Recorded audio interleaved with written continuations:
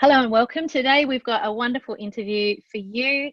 I'm going to be speaking today with the wonderful Robyn McKinnon, who is an accredited mental health social worker from here in Tasmania. Hi Robyn, how are you today? Hi Tess, thanks for having me. Very, very, very glad to have you here. Today we're going to be talking about perinatal loss.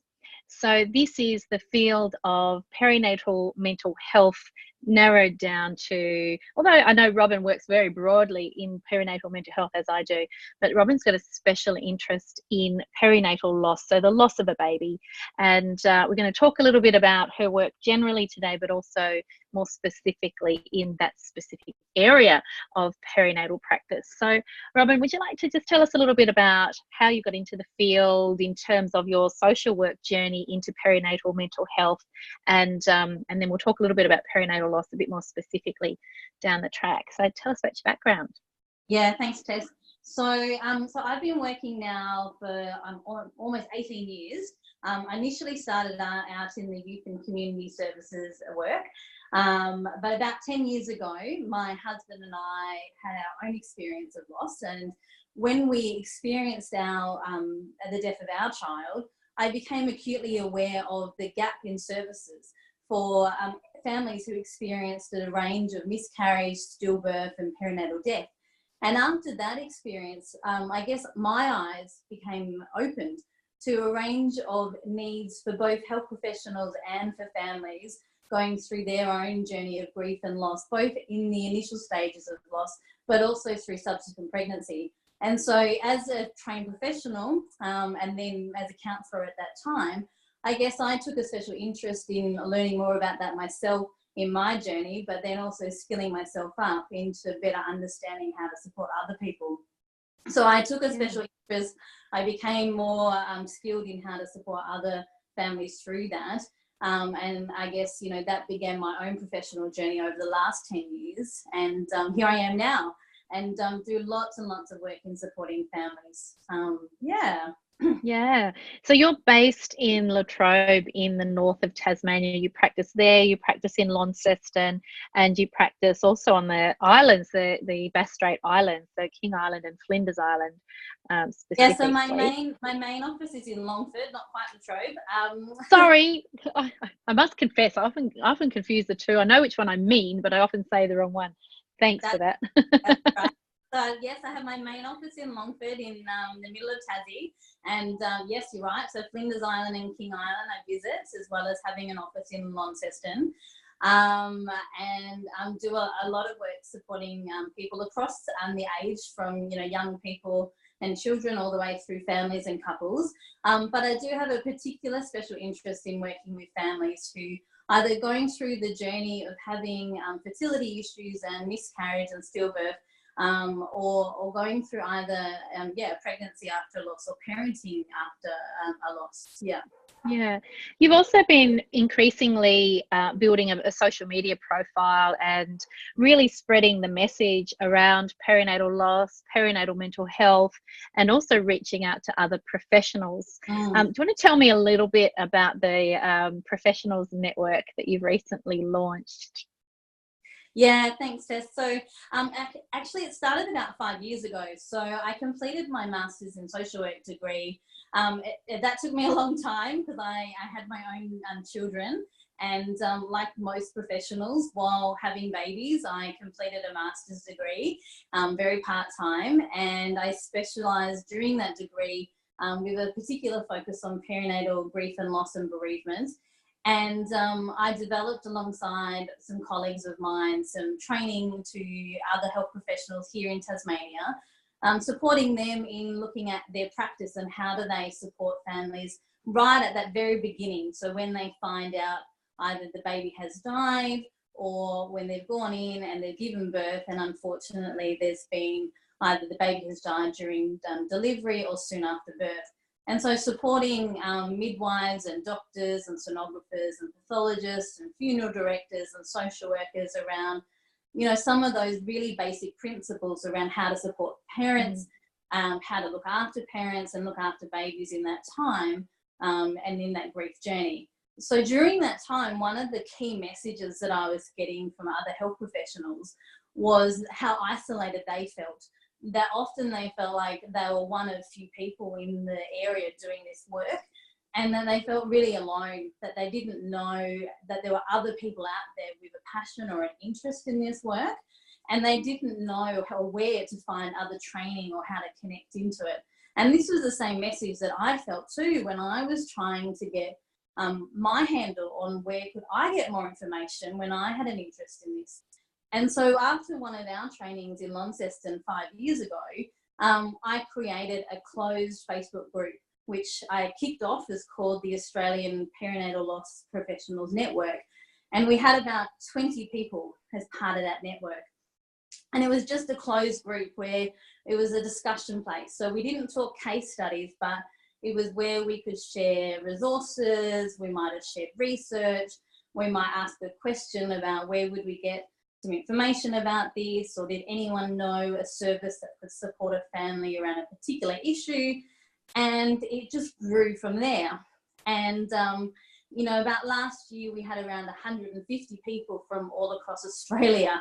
And I have no idea where half of them had found out about this group, but it kept on growing. And it was growing with momentum. And I guess what I discovered was that there was a growing need for people to feel connected, that a lot of people were feeling like that they were isolated in their communities of practice and they wanted to feel connected for some support, but lots of people were desiring training and encouragement and support in the work that they do because they wanted to do better, and that they wanted to do better by their parents that they were supporting, so that they knew that they were doing good practice. And so I felt it was time to perhaps stop hiding the work that I was doing and to be courageous and maybe take it public. And so I spent a bit of time over the January this year and decided maybe to be brave and to launch it officially. And so and last week we launched a public page, and we'll be soon launching a website to go with it, so that we could tell the rest of Australia that this network of multidisciplinary health professionals existed, and alongside that we'll offer some training and conferences and other networking opportunities to support and encourage and empower you know, multidisciplinary health professionals in the work that they do. Because a lot of people are out there doing really, really incredible and privileged work in this space. That's fantastic. Do you find also that the clinicians who are drawn to work in this field, because let's face it, it's a really sad field to work in, and I know you've had your personal story, and we'll talk a little bit more about that in a minute, but do you find that clinicians drawn to work in this very, very sad field have their own history of perinatal loss, or is that just, is it not a predictor? What do you find overall with all these clinicians who are drawn to join the network? Look, I think there's a number of us that would have our own story. And like any of the work that we do, I think, you know, all of us will have either been touched by perinatal loss or know somebody. And, you know, statistically, the statistics are really high. You know, 1 in 4 pregnancies will end in a miscarriage. So, you know, there would have to be quite a high percentage of people working in this field that will have been touched by it. But I don't think you have to have experienced a loss to work in the field. In fact, there are incredibly compassionate midwives and social workers and psychologists and other professionals who do this work incredibly well. So you don't have to have experienced it. But, you know, there are a percentage of people who have walked the journey. But, you know, together, you know, it's a team approach. And I think if we can work together and encourage each other, we can do really, really good, privileged work. It is a sad area to work. You know, you are right. But it's also really bittersweet, and a lot of people don't quite understand that when I say that. But you know, it is such a privilege to work alongside a family when they have been through this, because yes, it is really sad, and it is such a tragedy to walk along this journey. But there's some incredibly beautiful things that can sometimes come through that, and you know, to see growth and to see resilience. Sometimes to watch relationships blossom, you know, families that will sometimes go on and experience, you know, incredible blessings. Now, that doesn't mean that you don't want people to go through these horrendous things as No. they go through it. But, you know, sometimes when you watch someone go through the storm and then they come out the other end and they, you know, hold another baby, and they have done the grief journey, and then they're coming out with another baby, and they're still grieving the previous child, and they're moving on with a family, and they're doing this journey together, and it's such a beautiful thing to watch on the sidelines. And so there are beautiful parts to the work that we do, and it's such a privilege.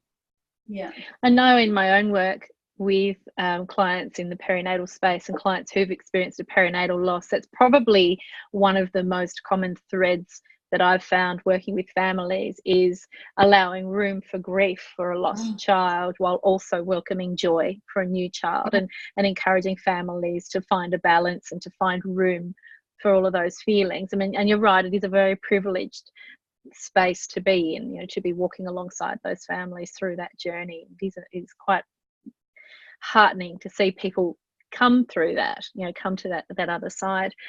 Do you want to share with us your experience perhaps of perinatal loss, and how that's gone on to shape how you work with other families? Yeah, so I guess, you know, for us as a family, you know, we weren't so sure that we could have children. So it took us a long time to fall pregnant. And, you know, there was a point in that journey for us that we had even started to prepare that we were going to be a childless couple. And so for several years we had attempted to fall pregnant. We'd gone through lots of processes, and we were halfway there of thinking that was it for us. And that in itself was a grief that we were trying to process. And then quite to a point, we were almost finishing that process. We found out we were pregnant. And that was wonderful, and yet there was an anxiety that came with that. And then we got to 17 weeks into our pregnancy when my waters broke. And, you know, when waters break at 17 weeks, there's not a lot that can be done. And so, you know, we had to deliver our baby at 17 weeks. And that was really, really difficult. And our baby wasn't able to survive. And so I had to labour and to go through the actual birth and deliver our son, who looked absolutely perfect at 17 weeks. And you know, you don't have any idea what that means when you go to deliver. And in your head you think, okay, can you just have a D&C? But at 17 weeks, the doctors are saying, no, you actually have to physically deliver this baby. And so it was a really difficult experience for us to physically go through that birth. And so we delivered our son Adam, and then we took him from the hospital. We were really, really thankful that, unlike a lot of people, we had an obstetrician who had previously been a psychologist in a past life. Wow. Yeah. And he had an understanding about grief and loss, and had come alongside us and said, you know, you have an option of taking our son home. And, you know, at that time, you know, we had no idea what our rights and options were. And he said, look, Robyn, you, and Nick, my husband, was there. He said, you know, you don't just have to leave him here. When a baby is born before 20 weeks, he's not considered a baby, unfortunately, which is quite a very hard concept to understand when you're a mum that's grieving. You don't get entitled to a funeral or a burial in that sense. You can take your baby home with you if you would like. And we didn't quite know how to understand that or to comprehend that at that time. And so we made some decisions around what did we want to do with this little baby. And so we made the decision to take our baby to a very special place, not to our home, to a place that was very meaningful to us, and to release him into some water to do our farewell. Yeah, it's and beautiful. that's incredibly meaningful. And And I remember the peace that we felt. And I remember to that day feeling like, you know, that was really, really special for us.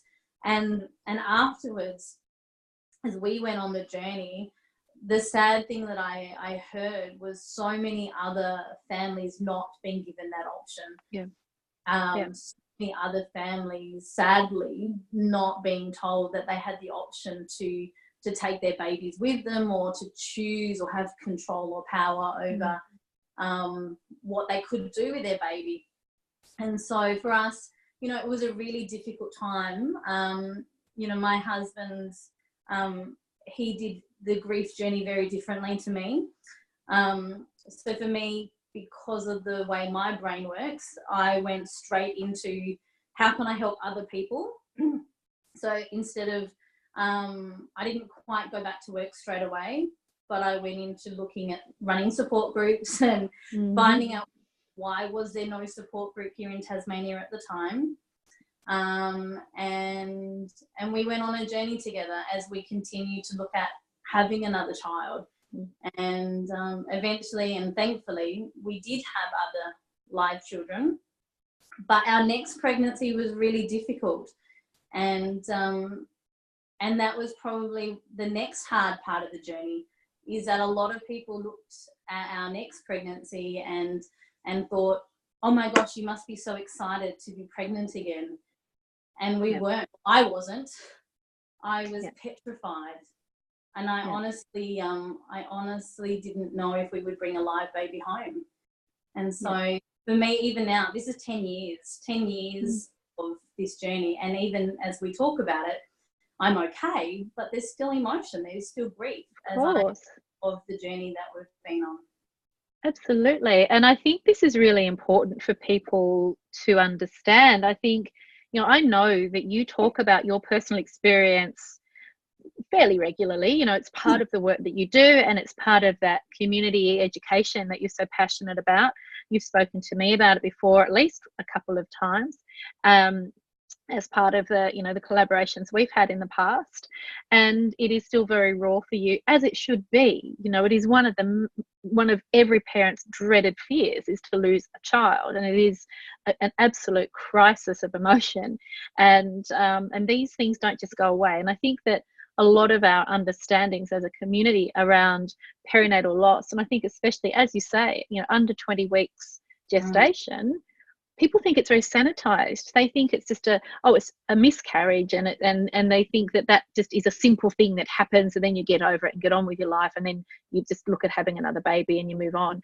And those emotions are very, very deep and very, very entrenched, and are just as valid at 6 weeks as they are at 30 weeks, as they are at 2 years of age, and so on.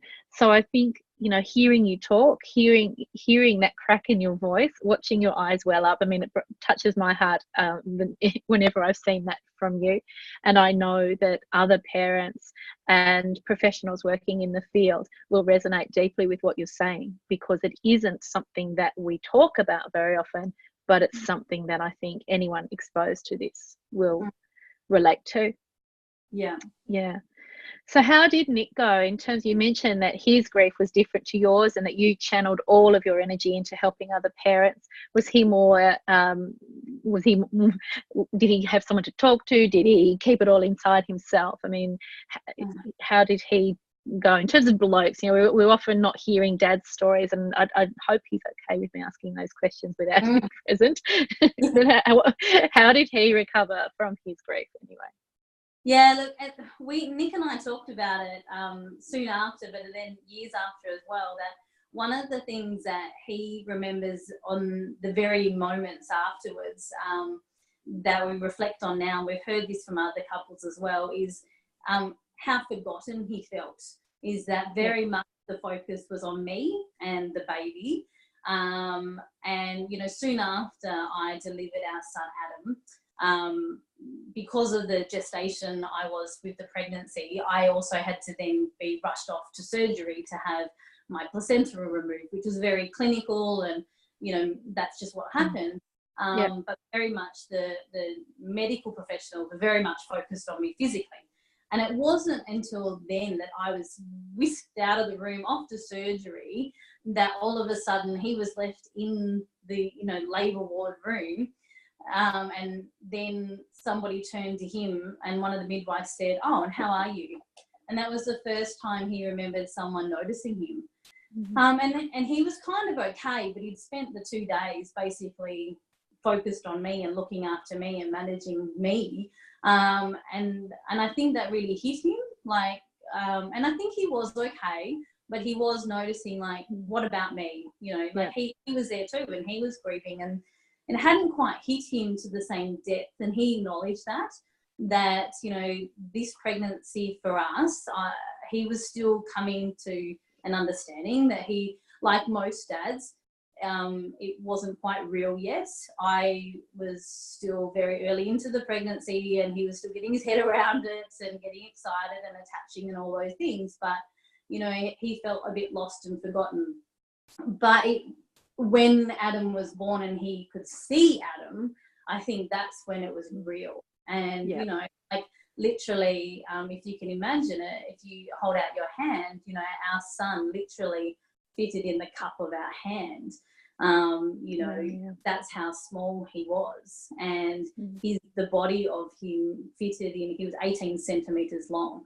And, he was actually a whole body. He had fingernails and toenails, and he had a head and a stomach and legs and arms. And, apart from the fact that he didn't have a heartbeat, he looked like a tiny version of what a baby should look like, a very perfect little baby, just not a full-grown live baby. So I think it really did hit him in a way that I think surprised him. And I remember later him saying, up until then, he didn't quite get the whole let's try for a baby. And when most people who have fertility issues have to try for babies, when you have to plan to certain days of the month, he didn't quite get that.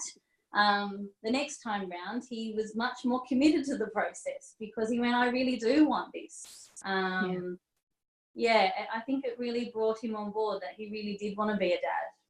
But it was different. And I remember a few months later, he was at work, and he was at the end of school. He worked at a school, and he told me it was the end of school assembly, and he just remembered that feeling of he wouldn't be able to bring his kids in, his son in, to meet everybody that year.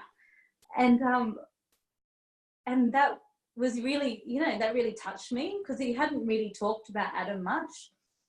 And I went, oh, he does think about it. He does grieve. Yeah. Just I cry, you can see. and he's not the crying kind of person, but he was grieving too in his own way. And it just reminded me that we were both doing the grief journey just differently. Yeah. And as as we said, so many parents are told after the loss of an infant, either perinatally or shortly after birth, they are so often told, oh well, let's just jump back on the horse, let's go again, let's try again. There's so much pressure on parents to pull themselves up by the bootstraps and not indulge, in inverted commas, in grief and be forward focused. And that is such a tall ask. We certainly wouldn't expect that of families when they've lost, say, a toddler or a preschooler or a high schooler or any child for that matter. We would expect people to grieve. We would expect people to be stopped in their tracks. And yet we don't allow the same grace often. We don't think to allow the same grace for perinatal loss. So this conversation, more broadly, not just us today, but more broadly, this conversation is so needed. So tell me about how hard it was or wasn't for you to then focus your attention on other families and hearing their stories. I mean, how did you balance that with your own grief? It's a really good question because most of the time it wasn't hard. there were moments though where obviously it pushed a button. And so it was about, you know, balancing that. And I was really mindful that there were times, particularly when, you know, for me around my anniversary dates. And I would often question, you know, the 1st of November for me, do I take the day off? And I guarantee always on the 1st of November, I would go, oh, no, I will work, because if I take the day off, which is Adam's day, I'm worse off, so I need to focus at work. And I guarantee I'll always get a new perinatal referral on that day. And ironically, it's often a really similar story, and I will be a little bit more emotional. But what I became to notice was that sometimes being a little bit emotional has been okay, as long as I make sure that keeps it in check, because it needs to be about the person in front of me. If my grief becomes too intrusive, obviously that's not okay. But one of the things that I guess I noticed was that, you know, a lot of the families that I've worked with over the years, you know, they don't need platitudes. They don't need someone to fix this, because there's nothing I can say or do that's going to fix it. More than anything, what they needed was someone who was comfortable enough to sit and hear the story and have the conversation and allow them to have the space to tell the story. And, you know, I felt safe enough to do that with them, because so many people eventually, when they would find my office, would say to me, oh, I've seen someone else before, and they just look so uncomfortable when I pulled out a photo to show them my baby, or I would tell them my story and they looked so awkward. Or they would use language, sadly, that was so clinical, and they, as parents, didn't feel they could talk about their babies. And that really broke my heart, because, you know, what is really, really important is that they are a mum and they are a dad too. And absolutely just, right. You know, those of us who are very lucky enough to have live children, that we want to brag about our live children, they want to talk about their children too. And so creating that safety and that space to talk about the journey, the birth, the pregnancy, you know, what it was like when they met their baby, whether it was at 6 weeks into the pregnancy, whether it was at 17 weeks, whether it was at 32, whether it was, as you said, you know, many weeks after they were born, you know, talking about that story and having that conversation is actually really important. And so creating that space for me is such a special thing. And I feel like that, you know, that comes with tears sometimes. Absolutely. And sometimes I find, you know, that can be tiring, to be honest, at times. But often when I am sitting with either an individual, a mum or a dad or a couple, when I'm having this conversation, there's something beautiful and honouring about that too, because as we talk about this baby, or sometimes multiple babies, you know, I might be one of the few people that have got to meet their baby with them, and we can remember and honour those babies together. And I think that's very special. It is. It's a beautiful thing. It's a beautiful thing. I think that something that I've often wondered about, and I think I might have told you, my brother had his first son was stillborn, and he would have been the first grandchild for my father. And I know that my father is still deeply affected, even though he now has 6 grandchildren.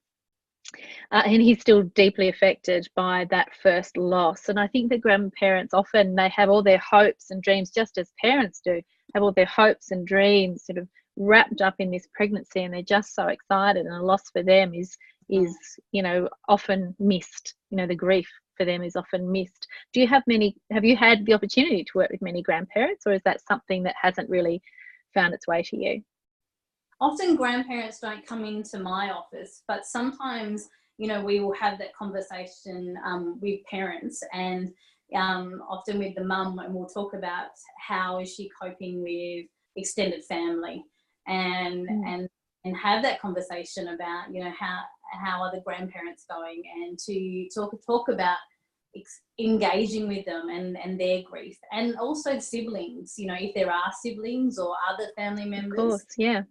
Because, you know, it is wide reaching, and there might be other family members or friends that have been touched by this experience too. And sometimes, you know, what we find happens is there are other family members who've never told their story, that it might be the grandmother or the great grandmother who never actually told anybody that they too, 40, 50 years ago, there actually was another child in the family. And then all of a sudden, not only are we having the grief of the current baby that has died come out, but there's also now another loss that's come out. And that can be tricky to manage sometimes. Yeah, for sure, for sure. So I want to ask you, I guess, two threads of advice. So I think first and foremost, for families experiencing a perinatal loss, you know, what's your first line of encouragement and advice for them? Take your time. You know, I think particularly in the moment when you find out that your baby has died, you know, stop and take some time. You know, we often get this sense of pressure that things have to happen quickly, particularly within the medical system, that sometimes there isn't a level of urgency, that there might be a rush to progress, whether it might be because there's potential risk to the mother to deliver the baby, or a process that might need to happen, and that's important to take medical advice. But sometimes we actually have time to slow down the process, to look at what do you need to do to prepare for what's about to happen. So take some time, seek advice, you know, maybe reach out to some of the bereavement organisations that are out there, because you can do things. You can create photos, get footprints, invite people in, arrange for family to be part of that process. You know, there isn't always a rush to get this to happen. So take time and, you know, do what you need to do to get through that very initial stages. And that this grief journey is a process, and that, you know, you might not need the support right now, but it might be down the track. And, you know, that support is always available to you, even if it's 10 months down the track or 10 years down the track. You know, bereavement organisations and counselling, you know, is available to anybody. That's fantastic. How would people get in touch with you if they wanted to access your services? What's the best way for them to reach you? So you can probably the best thing is to go to my website, which is www.rmcounselling.com.au, or you can go to my Facebook page, which is facebook.com/rmcounselling, and that will have all my details on those pages, and you can reach out to me that way. So that's R for Robyn, M for McKinnon, counselling. Thank you, Jess. Okay, thank you. And the second prong, if you like, of my advice question is around what advice would you give to mental health professionals working in this field, and when they're you know, working with a family bereaving a perinatal loss? That is a really good question too. I think, you know, the best advice is to be guided by the families, you know, and I think that's a tricky one too, because a lot of the time families don't know what they can do either. But sometimes it's about saying, you know, sit with them and to say, first of all, be mindful of your language, really, really important. So throw all the clinical words that you have in your head out the window. And if you know, please don't use words like miscarriage, fetal matter, you know, all that kind of stuff. All of those words are really, really offensive and traumatic for families. You know, it is a baby. It's really important. This is a baby, no matter what gestation of the pregnancy. But always, you know, ask the family how they would like you to describe or call their baby. So if they have a name for their baby, you know, invite them to have some control over it, how they want you to work with them. and then see if they can guide you as to how they want you to work with them, and empower them to have some control. Because right in that very moment, they have absolutely no control or power over what is happening. And the most important thing that we can give them is a little bit of control. And if we can guide them and give them some options on what they can do to honour and support them to look after their baby, and then right in the moment, they might not feel that they are up to spending time with their baby or seeing their baby or taking photos, you know, you can still give them the options and you can empower them and do some things for them, and they can come back to that later.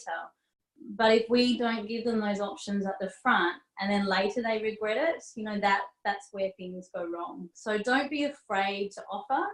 Don't be afraid to talk to them about their baby, because most parents actually want to talk to you about them. But make sure you're being led by them and be really culturally sensitive to their needs. Absolutely. Great advice. Great advice. Now, a question out of that is, do you offer support and supervision to mental health professionals? So, for example, I can think of many instances where mental health professionals might not be specialising in perinatal mental health, let alone perinatal loss. So do you offer support to mental health professionals if they are working with a couple and not sure how to proceed? Absolutely. So, you know, if someone is wanting to either have a one-off debrief, or if you're interested in doing some, you know, more regular supervision work around, you know, improving your skills in working with bereaved families, I'm happy to do that. Now, obviously, I'm based in Tasmania, but we can do Zoom sessions. That's not a problem. But I'm also going to be running some training coming up very shortly, so people can come down and do some training.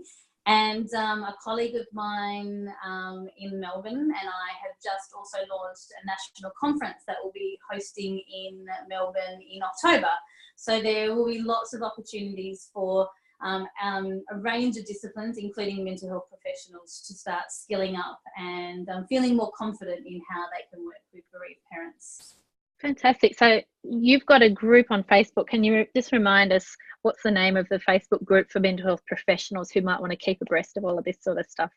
So if you head over it's called the Australian Perinatal Loss Professionals Network, and you'll notice, and I can't remember what Facebook's calling it just yet, but if you look for a beautiful green logo that's got a little love heart, it's a green love heart and two little footprints in the top of the love heart.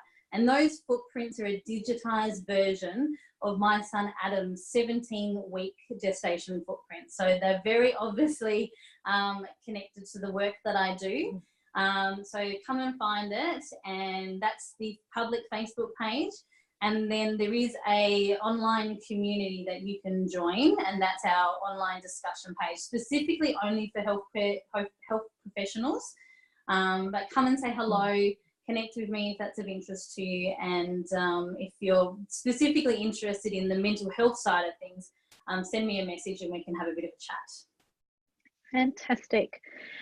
Well, thank you so much for sharing your story with us, and also, you know, shedding some light on such a sensitive topic for so many families. And I know, you know, you and I've talked about this before, that there are also so many health professionals and mental health professionals touched by grief around perinatal loss, and you know, so there are so many inspired to help others. But as you say, you know, it's not a necessity or a prerequisite for working with these families. And I do hope that over time we get better as a society in supporting families during this terribly sad period of their lives. Thank you again for joining us, Robyn, and I'm sure I'll be talking to you very soon, and I'll be talking to the rest of this audience very, very soon as well. Bye bye for now. Thanks, Tess. Bye.